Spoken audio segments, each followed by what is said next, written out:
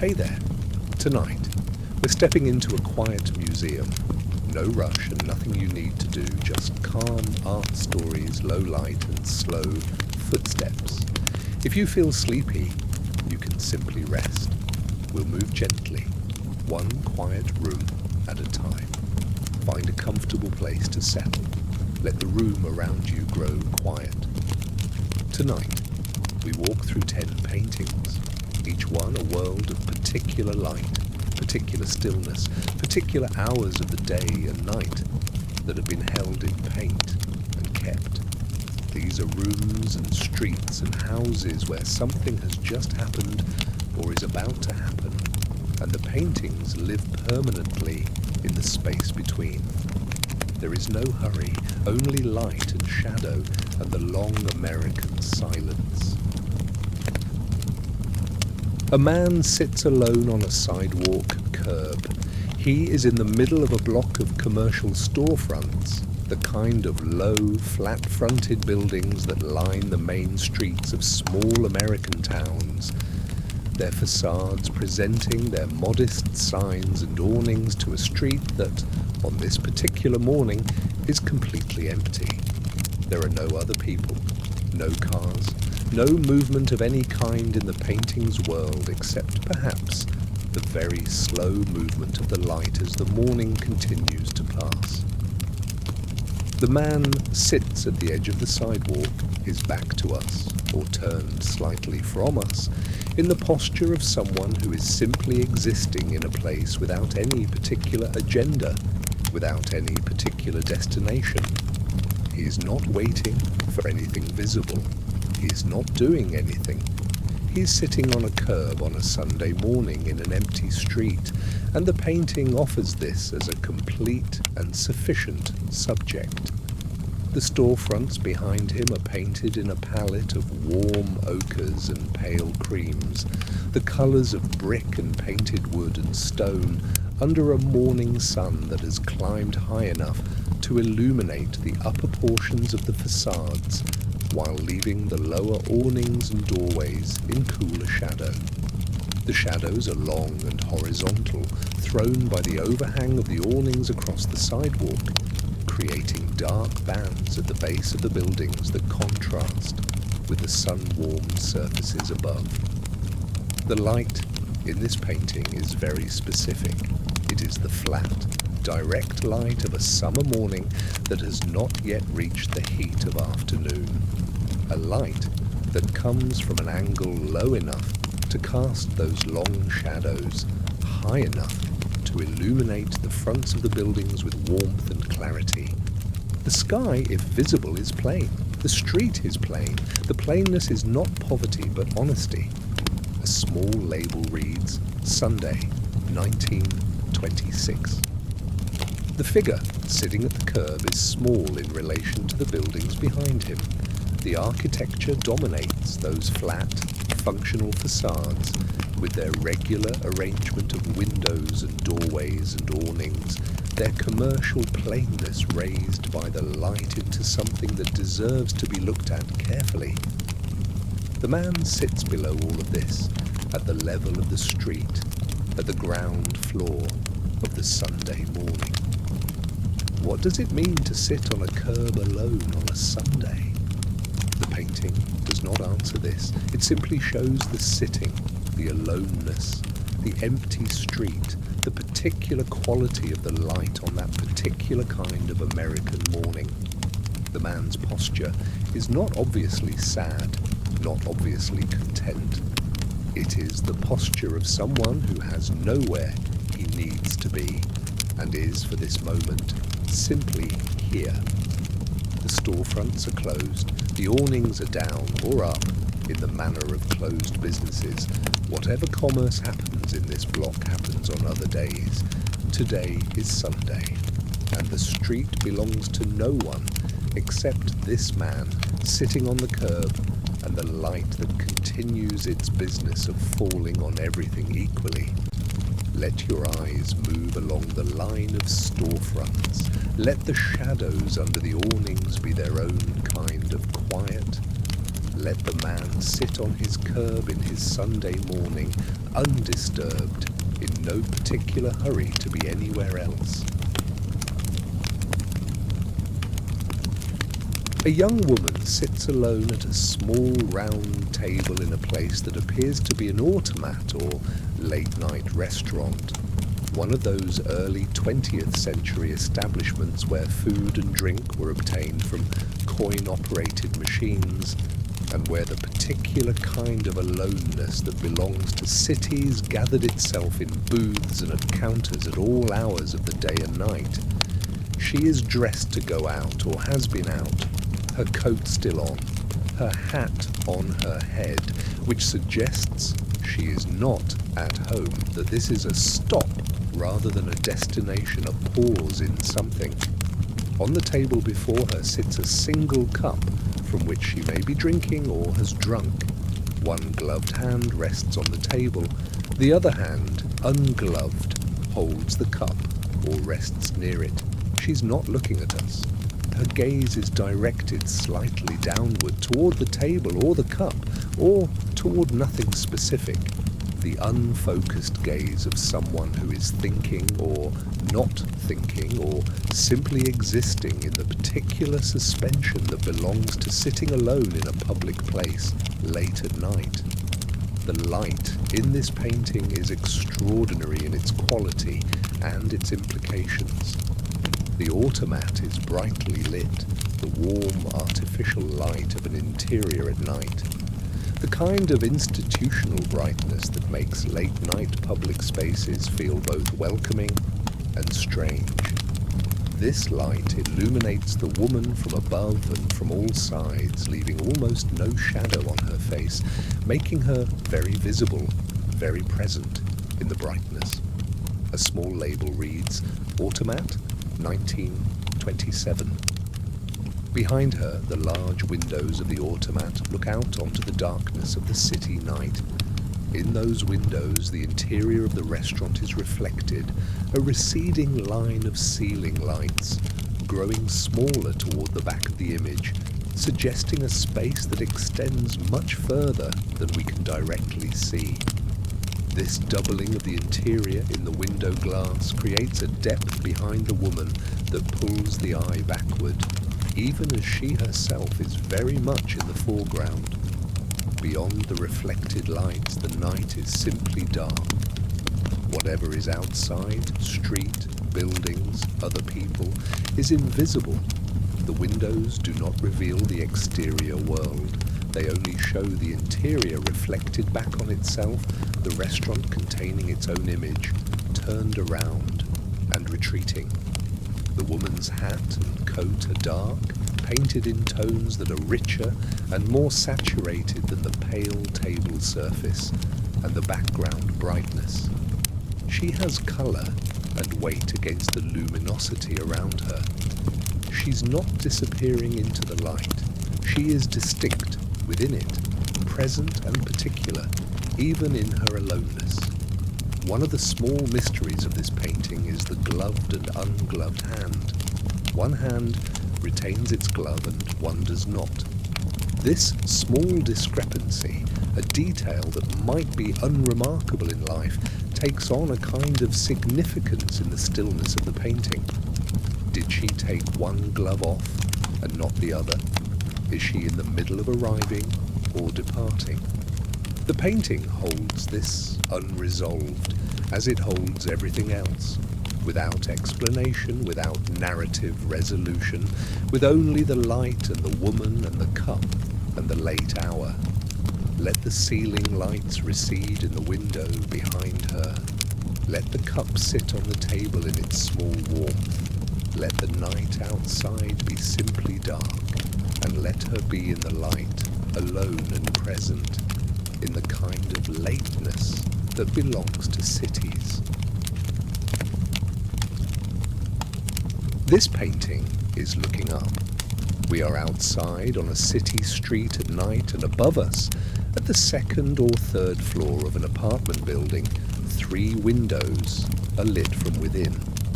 Through these windows we see portions of an illuminated interior. the warm glow of electric light falling on a ceiling, a window frame, a fragment of curtain caught in a breeze or caught in the act of moving, and the suggestion of a figure, partial, anonymous, glimpsed from the outside in the private act of being indoors at night. The angle of view is steep. We are below the windows, looking up at them at an angle that foreshortens the building's facade and gives the windows their particular character: wide, luminous, rectangular openings in a dark wall through which the warmth of private life is visible and somehow inaccessible. The light that pours from these windows is the warm yellow-orange of incandescent illumination, very different from the cool grey-blue of the night sky and the dark facade around the openings. The curtain, white, sheer, is caught in the act of blowing. It extends out of one window into the night air, a ghost of fabric at the boundary between inside and outside, between the lit warmth of the apartment and the dark coolness of the street below. The curtain is perhaps the most animate element in the painting, the only thing that moves, the only thing that seems to be in relationship with both the interior world and the exterior night simultaneously. A small label reads, "Night Windows, 1928. The figure visible through one of the windows is partial, a form, a posture caught in the periphery of the lit space, unaware of being observed. She's doing something private, bending, moving, existing in her apartment in the manner of someone who believes the night to be opaque, who does not know that the windows that seem to her to look out on darkness are in fact looked into from the street below. This is the condition of urban privacy at night, that the lit interior is visible from the unlit exterior, that the darkness outside makes the brightness inside conspicuous, that the people in their apartments are more observed than they know. The painting shows this condition without judgment and without voyeurism. It simply shows what can be seen from the street, the warm windows, the curtain, the partial figure, the private light spilling into the public dark. The building's facade, between and around the windows, is painted in deep, dark tones, the grey-brown of city brick at night, lit only by whatever light falls on it from the windows or from the street below. The paint here is flatter and more summery than the lit passages of the windows themselves, which carry more detail, more tonal variation, more of the warmth that light produces. Let your eyes rest on the lit windows from below. Let the curtain continue its movement in the night air. Let the figure inside remain unaware, private, going about her evening in the warmth she does not know is visible. The city is full of lit windows at night. Most of them are never painted. This one has been, and so it persists. We are inside now, at a table near a window, in a Chinese restaurant in the middle of a city afternoon. Two women sit across from each other at a table, the nearer figure facing us, or nearly facing us, her face partly visible. The further figure facing away, a hat covering the back of her head. Between them, the marks of a shared meal or shared time.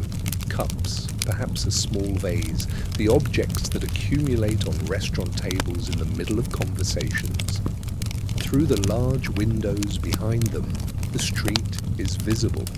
The sign of the restaurant above the windows reading in partial view, the buildings across the street, the open daylight of the city outside. The light in this painting comes from those windows, the strong, flat daylight of a city street that enters the restaurant from two sides, illuminating the space with a brightness that is different from the warm, artificial light of evening establishments.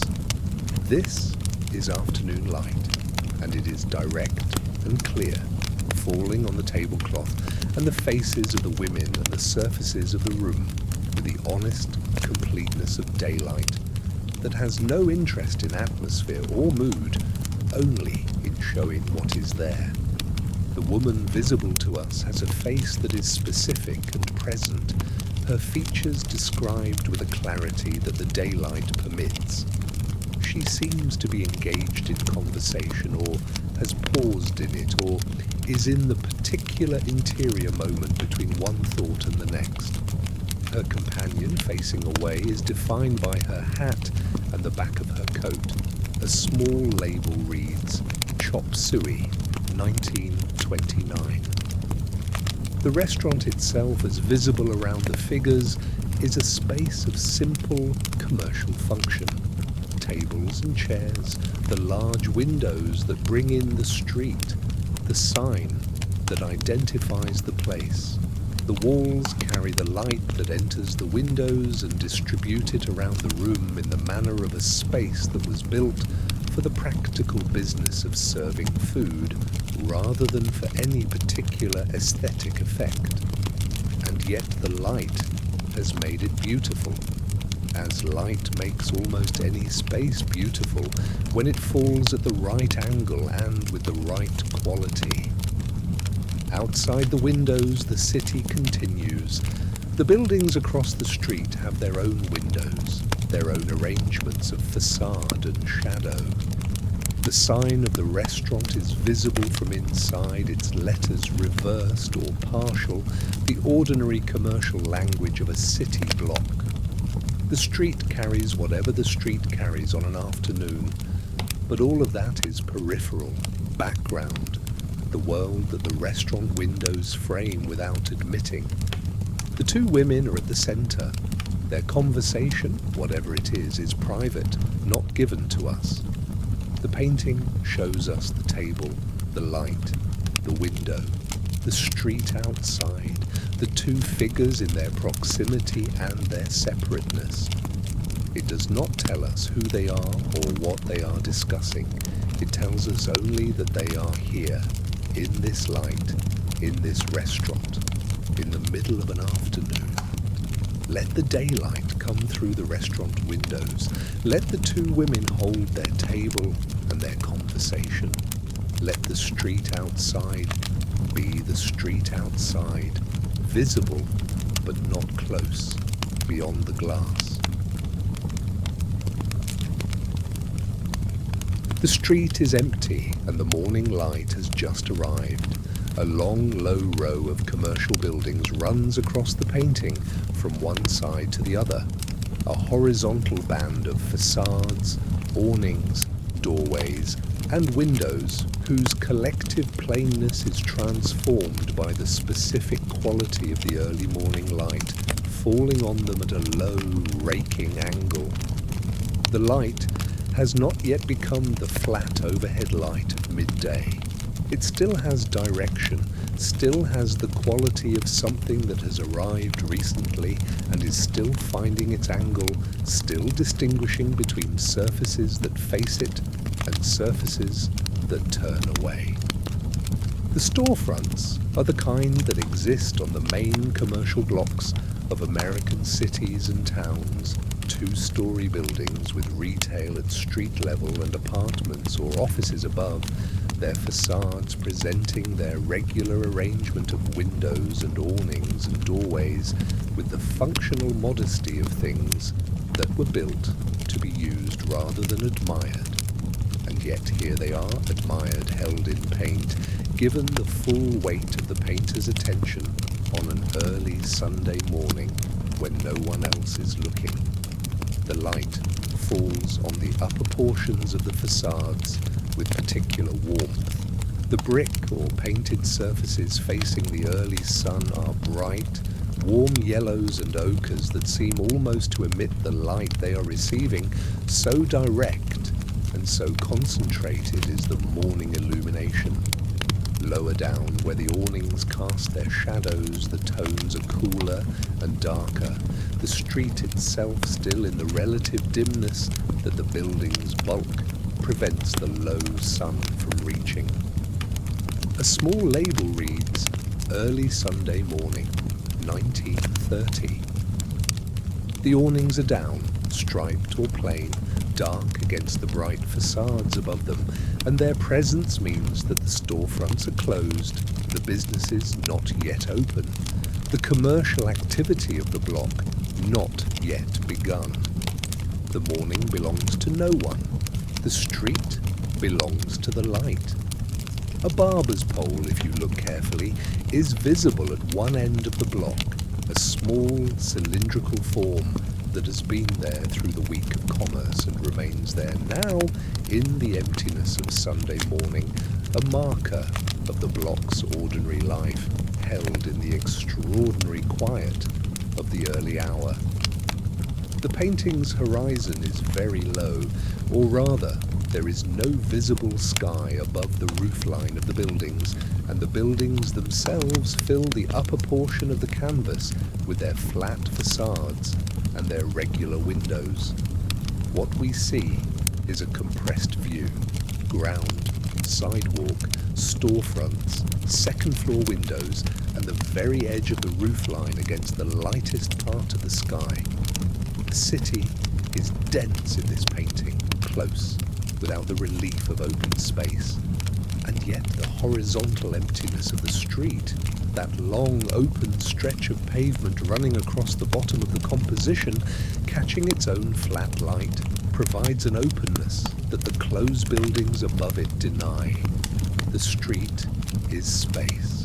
The buildings are enclosure. The painting holds both. Let the light continue to arrive at its low morning angle. Let the awnings cast their shadows. Let the barber's pole stand in its Sunday stillness. There is nothing to hurry. The morning is very early and the street is entirely quiet. We are outside in the evening at a house that sits in the particular landscape of the northeastern American coast. The house is white, a clapboard house of simple construction, visible at the right side of the composition, its familiar architectural form suggesting the history of settled domestic life that belongs to houses of its kind. Before it, a lawn or yard of coarse grass extends toward the left, where woods or undergrowth begin. The grass has the quality of grass in the late afternoon, warm lit on the tops of its blades, cooler in its shadows, moving slightly in whatever breeze exists or suggesting the possibility of movement. A man and a woman stand near the edge of the composition, not quite together, each oriented towards something slightly different, the distance perhaps, or the woods, or the light that is changing on the grass.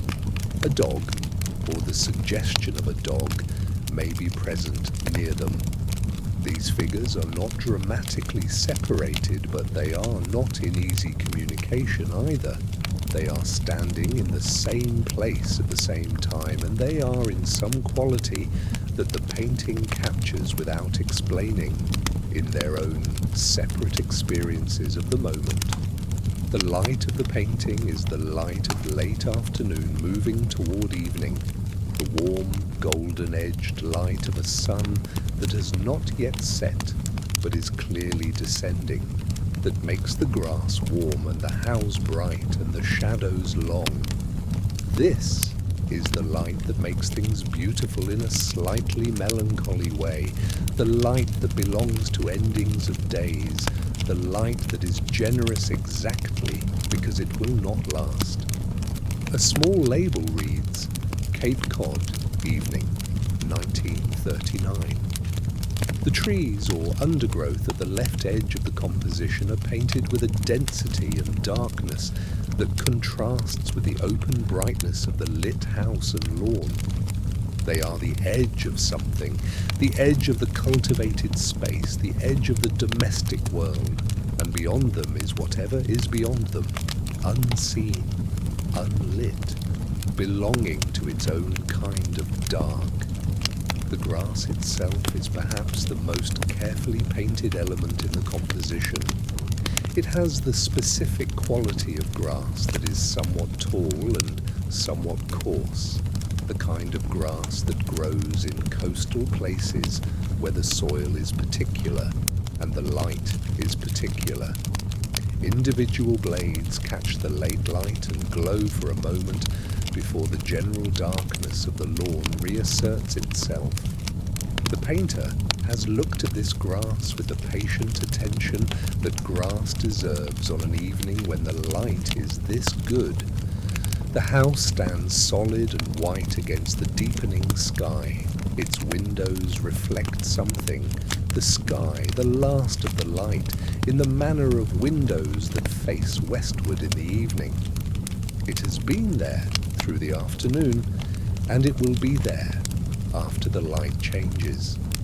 The people standing in the yard before it are less permanent seeming, more subject to the moment, more caught in the particular quality of this particular evening.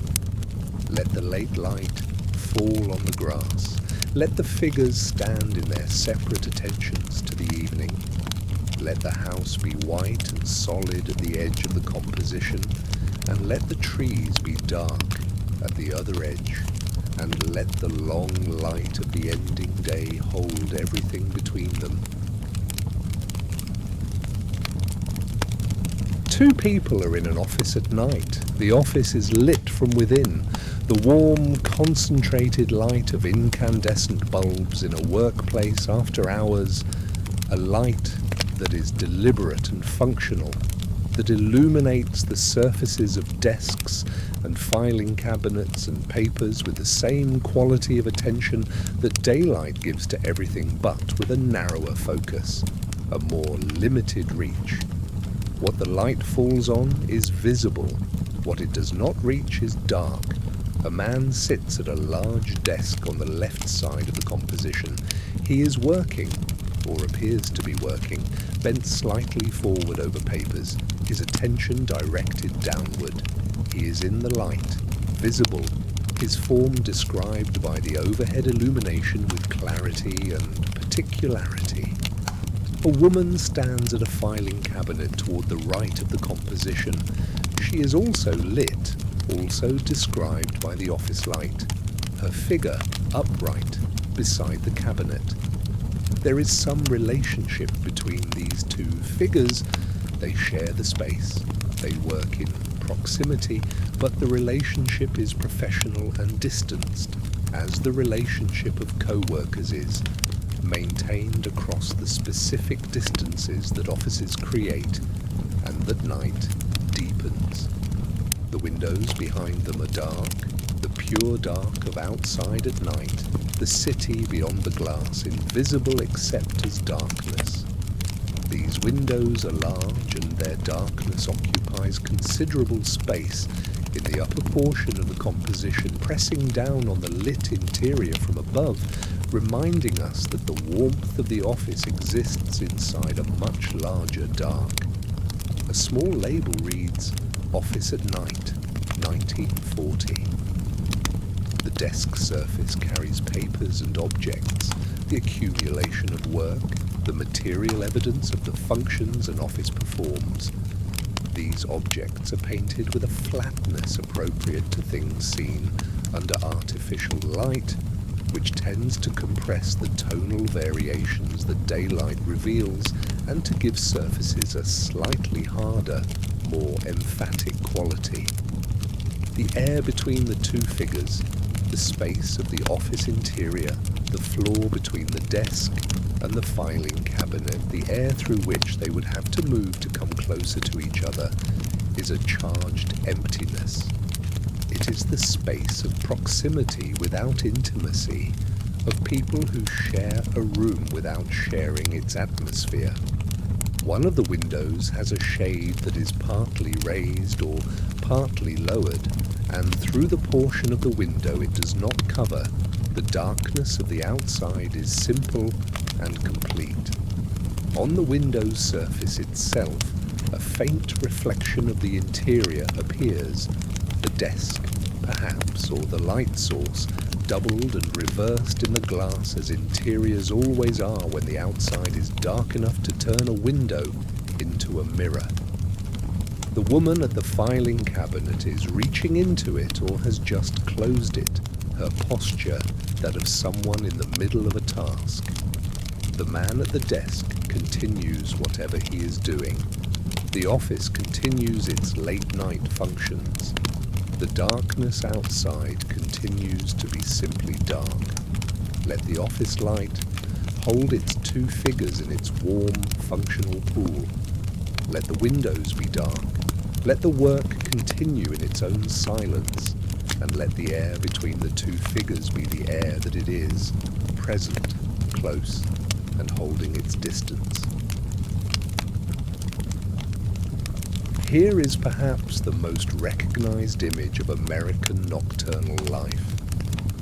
A diner sits at the corner of two streets in a city at night, its interior brilliantly lit with the cold, bright light of fluorescent or incandescent lamps that make the interior glow with a greenish-white luminosity, visible from the outside as a vessel of warmth and light in the surrounding darkness of the city night. The diner is mostly glass, its curved walls of large plate glass windows wrapping around the corner of the building so that the interior is almost entirely visible from the street. There are no secrets in this diner, or rather, the interior is completely exposed, and yet it remains somehow private. 3 customers sit at the counter inside. 2 of them are together, a man and a woman seated side by side, but not quite touching, each in their own atmosphere. Beside them, around the curve of the counter, a man in a dark hat sits alone, his back to us, his form compressed and still. Behind the counter, a server or counterman moves in the small space available to him, the only figure in the painting who appears to have a purpose, a task, a reason for being precisely where he is.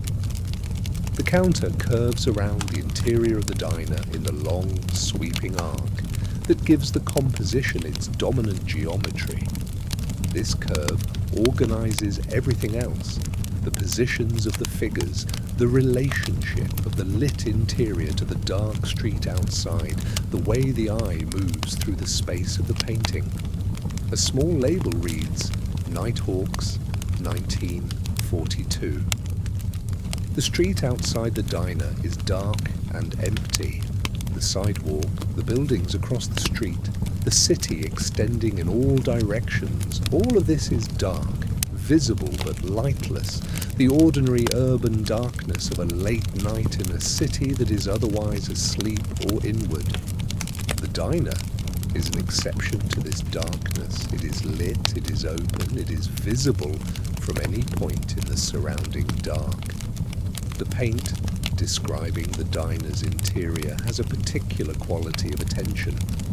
The counter surface, pale, smooth, catching the overhead light evenly, is given careful treatment, as is the coffee urn or equipment visible behind the counter.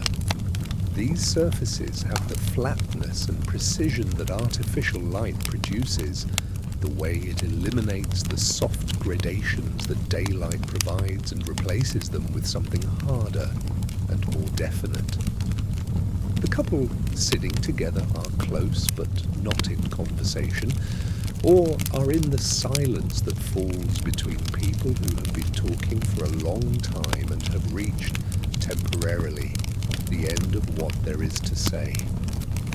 The solitary man around the corner of the counter is enclosed in his own aloneness, which the painting does not treat as tragic or dramatic, but simply as a condition, one of several kinds of occupancy in a late-night diner. The scene offers no narrative, no explanation of who these people are or why they are here at this hour. It offers only the fact of their presence, the quality of the light, the curve of the counter, and the dark street outside that makes the diner's brightness visible from a distance, let the diner hold its brightness in the surrounding dark. Let the figures sit in their respective stillnesses. Let the street outside be empty and the night be simply night. The hotel lobby is lit with the particular warmth of a space that exists to be briefly occupied. 3 figures inhabit this lobby. An older couple sits to one side, the woman reading or looking at something in her hands, the man beside her in the posture of someone waiting, his body directed toward the lobby's exit or toward wherever they are going next, his attention somewhere outside the room. Near them, on the other side of the composition, a younger woman sits alone in a chair that is slightly apart, her posture more settled, her presence in the space more at ease, as if she belongs to this kind of transitional space in a way that the older couple does not quite. The lobby itself is a space of functional comfort, chairs and lamps, the kind of interior that hotels of a certain era provided as a buffer between the street and the rooms above, a space for gathering and waiting and passing through without being fully anywhere. The furnishings have a warmth that is not quite homely, the warmth of a public space that has been made comfortable without being intimate.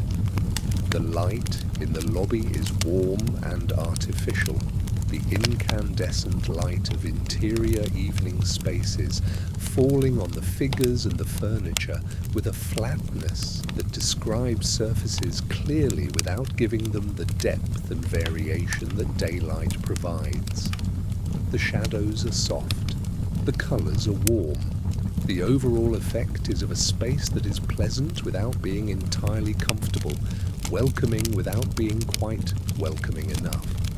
A small label reads, Hotel Lobby, 1943.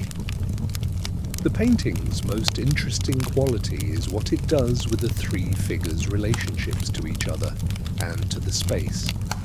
The older couple is together, but each is separately absorbed.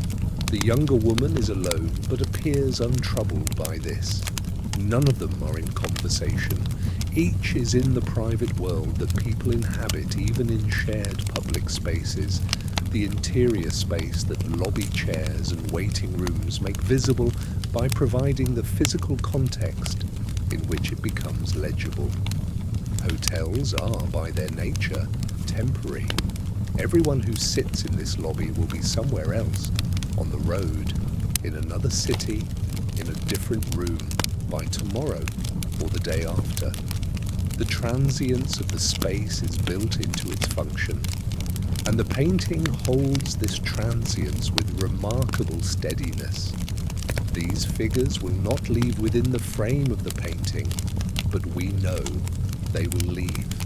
The lobby will be occupied by other people in other chairs, and this particular arrangement of these particular 3 figures on this particular evening will not recur. The chair in which the younger woman sits is upholstered in a warm tone, red or deep orange perhaps, that gives her position in the composition a particular visual warmth, a particularity of presence. She is the most settled of the 3 figures, and the chair she occupies supports this. Let the lobby light continue its steady warmth. Let the 3 figures hold their separate occupations of the shared space. Let the transience of the hotel lobby be simply the condition it has always been, a room that belongs to everyone and to no one, a space through which many lives pass without leaving permanent trace. We end where mornings end and middays begin, in a room where a woman sits on a bed and looks toward a window. She is sitting upright, her legs extended, her posture that of someone who has been awake for a while, not the disoriented posture of someone who has just risen, but the settled posture of someone who has arranged themselves in the morning light and is remaining with it. Her gaze is directed toward the window, toward the light that enters from outside, toward whatever exists in that outside world that the window opens onto. The light in this painting is extraordinary in its directness and its quality. It is morning light, genuine morning light, the light of a sun that is not very high yet, but is fully risen, falling at an angle that enters the window forcefully and strikes the surfaces of the room with a clarity and warmth that belong specifically to this time of day. The bed on which the woman sits, the wall behind her, the floor, all of these receive this light and are transformed by it, the ordinary surfaces of a room made luminous by the angle and the quality of the early sun. The woman's nightgown or robe is pale, and the morning light falls on it with a warmth that picks out its colour and texture with careful precision.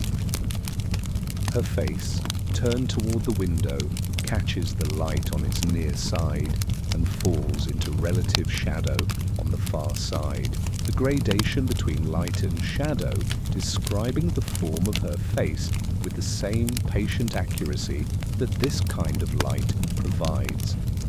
A small label reads, "Morning Sun, circa 1952.